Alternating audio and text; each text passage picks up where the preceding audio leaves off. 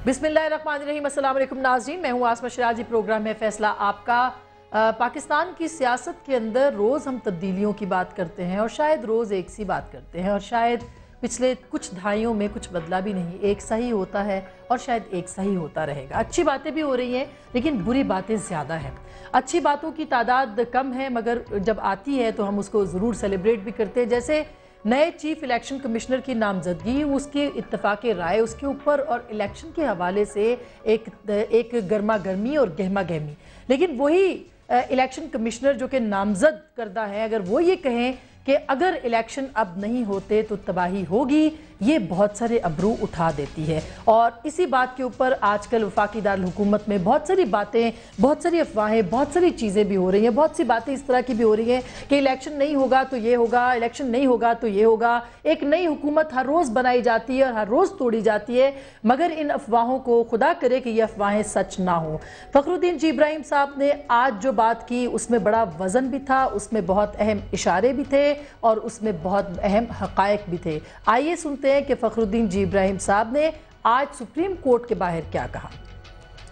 तो अब मैं आपको बताऊं, अगर अभी इलेक्शन नहीं हुए ना फ्री एंड फेयर, तो फिर तबाही, माफ़ करना, फिर तबाही, फिर ये हमारा काला कोट पहनना भी फजूल हो जाएगा। एक तरफ तो फखरुद्दीन जी इब्राहिम साहब ये कहते सुनाई दिए कि अगर इलेक्शन नहीं होते तो तबाही है और हमारा काला कोट भी किसी काम नहीं आएगा। दूसरी तरफ तौहीन अदालत के कानून को, जो अभी बना भी नहीं, पूरी तरह से मंजूर भी नहीं हुआ, कौमी असम्बली के अंदर मंजूर हो चुका मगर सेनेट के अंदर अभी उसको मंजूर होना है, उसके हवाले से भी उसको भी चैलेंज कर दिया गया है। इस चैलेंज करने की अहमियत तो अपनी जगह पे थी कि इसी दौरान तहरीक इंसाफ के सरबराह का ये स्टेटमेंट भी आता है और वो शायद फैसला देते हुए दिखाई देते हैं कि सुप्रीम कोर्ट ये जो कानून है इसको मुस्तरद कर देगी। आइए सुनते हैं वो क्या कहते हैं। किसी मुल्क के अंदर एक कानून हुक्मरानों के लिए और एक अवाम के लिए नहीं हो सकते। ये डेमोक्रेसी के भी खिलाफ है, ये हर किस्म की जस्टिस सिस्टम के खिलाफ है। ये अदालत में नहीं, अदालत इसको स्ट्राइक डाउन करेगी। ये मैं भी पेशन गोई कर रहा हूँ। ये पेशन गोई थी या कुछ और था, क्योंकि हुसैन हक्कानी का मामला भी सबसे पहले इमरान खान साहब को मालूम हुआ था और वो शायद अब पाकिस्तान की सियासत में सियासी ज्योतिषी भी बन चुके हैं। इमरान खान साहब, आपको ये सब कैसे मालूम हुआ, इसके ऊपर भी बात करेंगे। साथ साथ दोहरी शहरियत का मामला, जो कि इस वक्त पाकिस्तान की पार्लियामान के अंदर सबसे अहम मामला हो गया है। क्या पाकिस्तान पीपल्स पार्टी संजीदा है?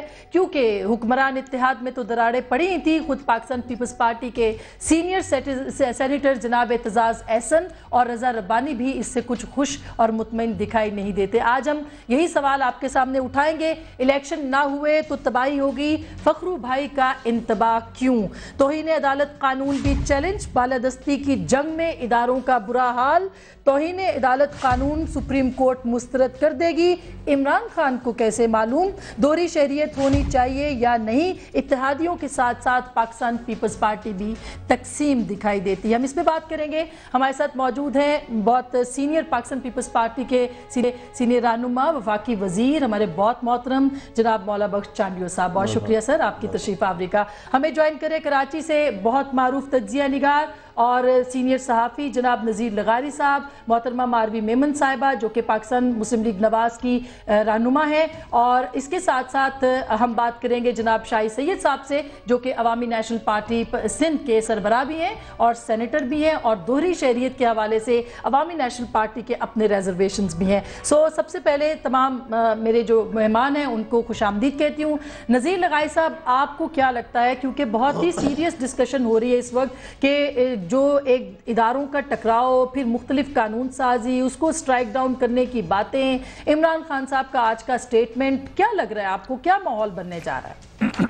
अपने 3 इश्यूज़ पर बात की है। एक तो भाई का जो इंतबाह है, वो अगर कोई सोच रहा है कि इलेक्शन जो है वो नहीं हो पाएंगे या नहीं कराए जाएंगे या नहीं कराए जा सकेंगे या उसके लिए कोई वे आउट कर लिया जाएगा, और इस तरह के बाद सिग्नल्स भी मिले हैं कि फ़लाँ आर्टिकल का सहारा लेकर शायद प्रोलॉन्ग कर दिया जाए किसी केयर टेकर गवर्नमेंट को और निगरान हुकूमत के सेटअप को कुछ अरसे के लिए चलाया जाए, तो मेरे ख़्याल में इलेक्शन को रोकना, फखरू भाई ने जो कह दिया है, मैं उसी परसेप्शन को اور اسی خیال کو درست سمجھتا ہوں کہ یہ ایک بہت بڑی تباہی ہوگی اور ہم اس تباہی کے متحمل نہیں ہو سکتے. ہم جس طرح کی صورتحال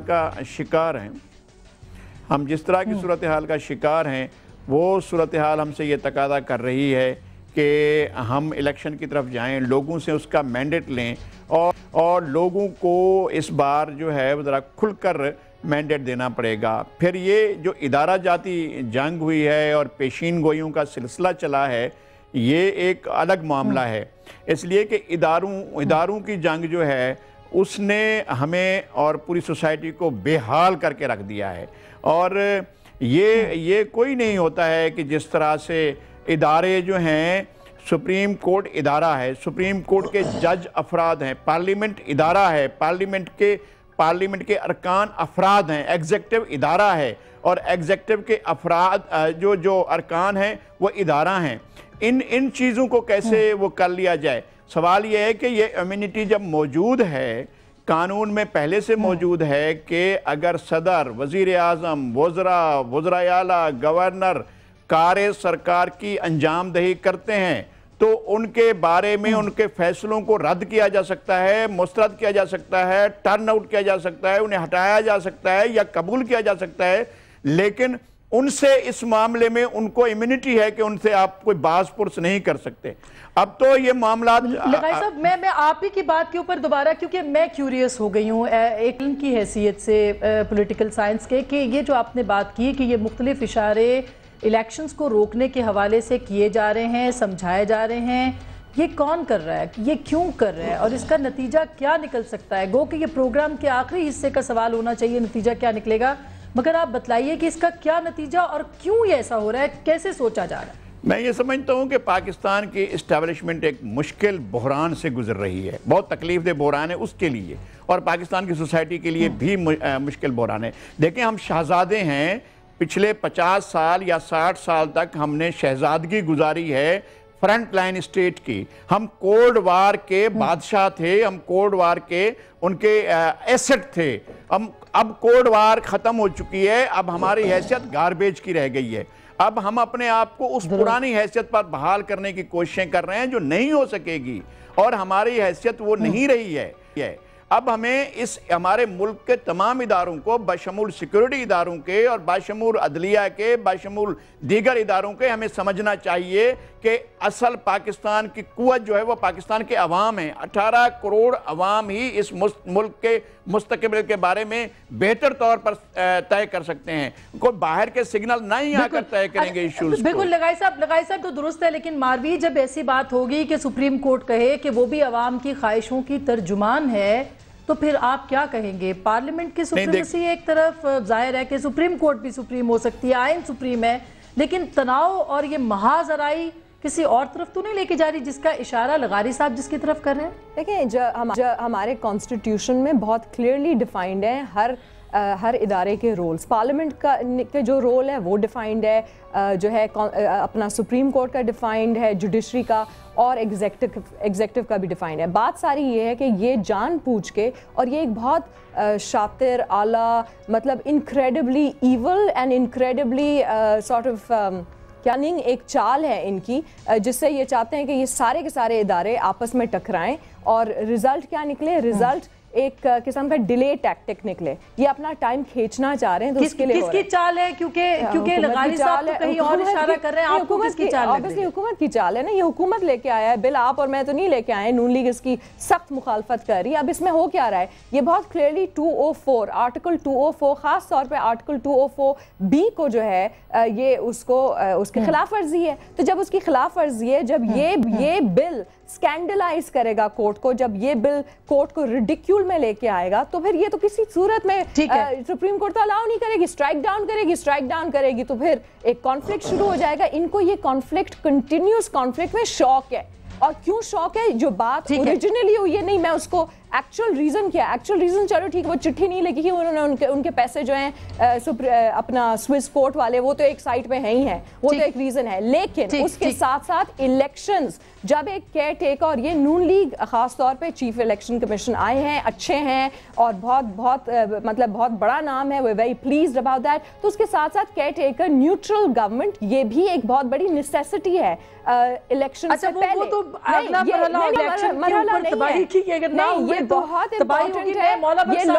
یہ لا اس لیے لے کے آیا جا رہا ہے تاکہ الیکشنز ڈیلے ہوں، تو اس کا جو ایکچوئل مسئلہ مطلب ہے وہ الیکشن کو ڈیلے کرنا ہے، ایکچوئل منصوبہ یہ ہے، تو اگر ہم یہ بھول جاتے ہیں کہ یہ ایکچوئل منصوبہ ہے تو کہ یہ ماننا ہے کہ یہ سب حکومت کی طرف سے ڈیلیئنگ ٹیکٹکس ہیں، اور یہ جو ساری کنفیوژن کریٹ کی جا رہی ہے یہ گورنمنٹ کی طرف سے ہے، اس طرح کے بل کا آنا اور پھر اس کے بعد سٹرائک ڈاؤن ہونے کی باتیں جو ہیں وہ لازمی ہیں۔